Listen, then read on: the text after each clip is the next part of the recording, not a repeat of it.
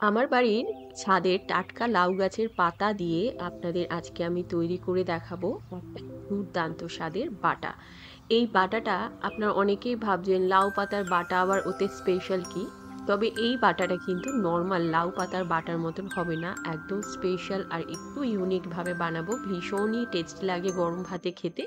যারা এইভাবে কখনো আগে ট্রাই করেননি, রেসিপিটা দেখে অবশ্যই একবার ট্রাই করে দেখতে পারেন। তো এর জন্য আমি দেখুন লাউ গাছের একদম কচি যে ডগার পাতাগুলো আছে সেগুলো নিয়েছি। চেষ্টা করবেন একদম কচি পাতা নিতে, তাহলে বাটাটার টেস্টটা ভালো আসবে। আর যদি আপনারা বাজারের পাতা নেন আর একটু পাতাগুলো একটু বড় হয়, বুড়ো হয়, সেক্ষেত্রে আপনারা পেছনের যে ইটা আছে শিরাটা মানে ওই খোসাগুলোকে একটু এরকমভাবে বার করে নেবেন। তাতে করে বাটাটা আঁশ হবে না, স্মুথ হবে। এখানে চিংড়ি মাছ নিয়েছি বেশ খানিকটা। এই চিংড়ি মাছগুলো আমার এই বাটার মধ্যে লাগবে। তো সবার প্রথমে আমি কি করব, কড়াইতে একটু নুন দিয়ে এই পাতাগুলোকে দিয়ে দিচ্ছি। এই পাতাগুলোকে খুব বেশি ভাপানোর দরকার নেই। একদম হালকা করে ভাপিয়ে নেব, এতে বাটাটা ভালো হবে। আর যদি পাতাগুলো একটু গুঁড়ো হয় সেক্ষেত্রে আপনাদের হয়তো আরো একটু বেশি সময় ভাপানো দরকার পড়তে পারে। তো এটাকে একটু নুন দিয়ে ভাপিয়ে নেব। দেখুন পাতাগুলো সুন্দর আমি ভাপিয়ে নিয়েছি। এই পাতা যেহেতু কচি ওইজন্য ৫ মিনিট মতন একটু গরম জলে নুন দিয়ে ভাপালাম, হয়ে গেল। যদি পাতাগুলো বুড়ো হয়, বড় সাইজের হয়, সেক্ষেত্রে হয়তো আরেকটু বেশি সময় লাগতে পারে।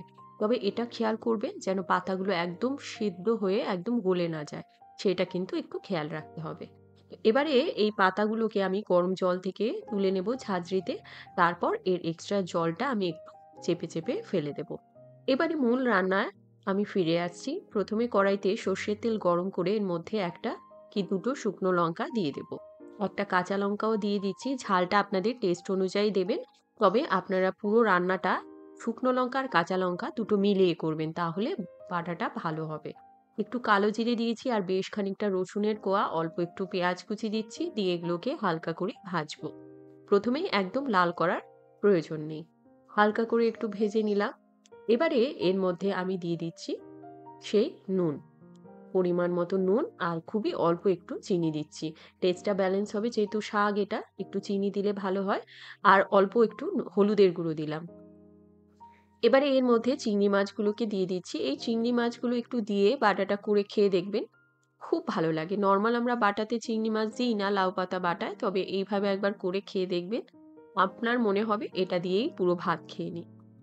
এবারে চিংড়ি মাছটা যখন একটু ভাজা হয়ে আসবে তখন এর মধ্যে এই লাউ পাতাগুলোকে দিয়ে দিতে হবে। আপনারা চাইলে পাতাগুলোকে না একটু কেটে প্রথমে হালকা করে সেদ্ধ করতে পারেন, বা সেদ্ধর পরেও একটু এটাকে হাত দিয়ে ছিঁড়ে দিতে পারেন বা কেটে দিতে পারেন। এবারে এটাকে এরকম করে ভালো করে টানিয়ে নিতে হবে। যখন মানে এর জলটা পুরোপুরি শুকনো হয়ে আসবে, তখন এবার এটাকে নামিয়ে নিতে হবে। তবে এটা খেয়াল করবেন যেন একদম অতিরিক্ত শুকিয়ে ফেলবেন না। তাহলে বাটাটা অনেক ড্রাই হয়ে যায়। আমি আজকে এটা মিক্সিতেই বাটবো, তবে আপনারা শিলেও বাটতে পারেন। তো মিক্সিতে বাটলেও এটা, শিলে বাটুন বা মিক্সিতে বাটুন, চাইলে এটাকে হালকা করে একটু বাটতে পারেন, মানে একটু যেন মোটা থাকে। মিহি করে বাটার প্রয়োজন নেই। তবে মিক্সিতে যেহেতু এটা একটু মিহি হয়ে গেছে, তবে আপনারা এটাকে একটু মোটা করে বাটবেন আর উপর দিয়ে একটু কাঁচা তেল দিয়ে ভালো করে মিক্স করে একদম গরম ভাতের সঙ্গে সার্ভ করবেন। লাউ পাতা তো আপনারা বাটা সবসময়ই খান, কখনো এইভাবে খেয়ে দেখবেন। আর কিরকম লাগলো আমাকে অবশ্যই জানাবেন।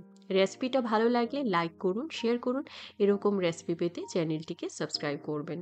ভালো খান, সুস্থ থাকুন।